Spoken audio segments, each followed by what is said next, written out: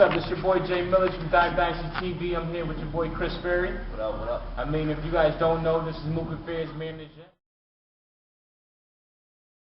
I mean, he has a list of other things that he does, and so we had some time here to sit after his charity basketball game he has going on here with the promoters and DJs and artists. Okay, and all this cause here are from here, and it's going back to some different charities. We're giving it to we're donating the money back to the Hartford YMCA, the Waterbury Boys Club, and then this thing called the Salsa Club, which they run like youth travel programs for basketball across the state. Okay. So a lot of people don't know, well, me and Chris, I knew Chris for some years now. I think before you were doing Mook Affair at that time? Yeah, before you were doing Mook Affair, and you always been on the grind since I always met you there. You had your little spot there in Southington. Now, I mean, first off, where are you from? Exactly. I'm actually from Southington. You know what I'm saying? Okay. I grew up there, went to high school there and all of that, so. Okay. Now, as well as that, now you are a manager for Mook Affair. What are some of the duties that you have to do on a day-to-day basis as being a manager for Mook Affair? Anywhere from bookings to taking care of their drinks and their food, to helping with their wardrobe, to taking care of their travel and their marketing and their promotions and their flyer work and their design work. Pretty much anything. A manager is kind of like a glorified babysitter. You know what I'm saying? Okay. Yeah, I like that right there. I mean, those who don't know, I also used to manage artist Smooth Hang Suck for the Nookie, and Mook Affair was doing anything as well. You guys actually toppled over there. You guys got the deal with it with Koch, I think. Yeah, we did a deal with Koch / the Orchard. Okay, now, I mean, as far as you being management there and you're behind the scenes there, you deal with a lot of people there.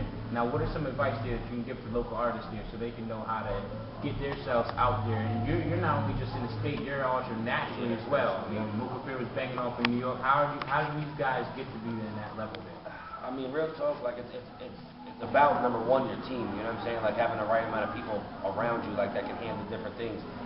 Not everybody can do one thing. A lot of times there's too many chiefs.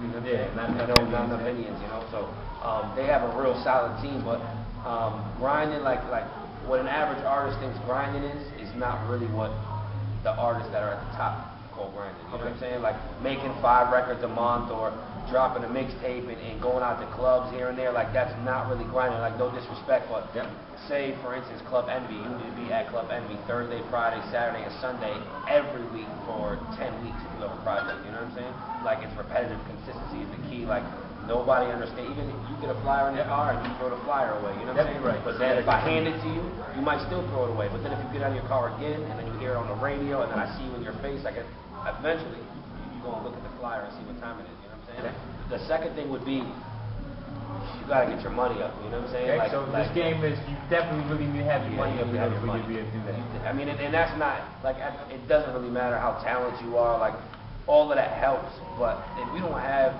there's 3 ways to get a deal. Either you have a lot of money. Okay. 2 is you're at the right place in the right time. Okay.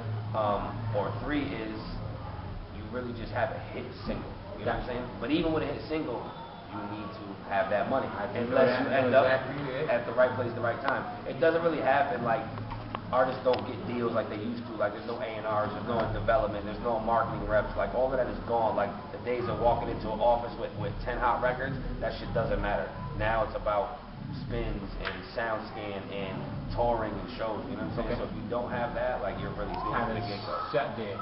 Now, I mean, you guys have been on the road and you guys have been doing a lot of things. You guys also now have the major label situation, or I don't even know what's going on. First off, what's that situation? Are you guys still on a label? Or, I mean, we're still. What we did was we did a joint venture deal with E1 and the Orchard. The Orchard is the largest online distribution company in the world. They outsell Warner Brothers, Universal, Sony, and all of them combined. You know what I'm saying? So they're kind of like a major label, but digital. Okay. So they gave us a great big budget. I mean, we got a label deal. So GS Entertainment, which is Mook Affair's label, they actually got their own deal. So they're signed to their own label.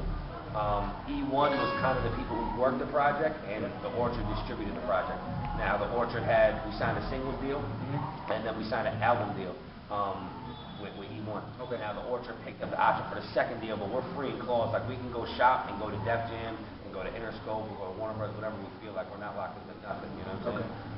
Now, I'm sorry to cut you off, but for a local standpoint, there for artists that are trying to get into the game, best way you think starting off is trying to go independent, or should they even be shooting for these dinosaurs like the commercial big record labels?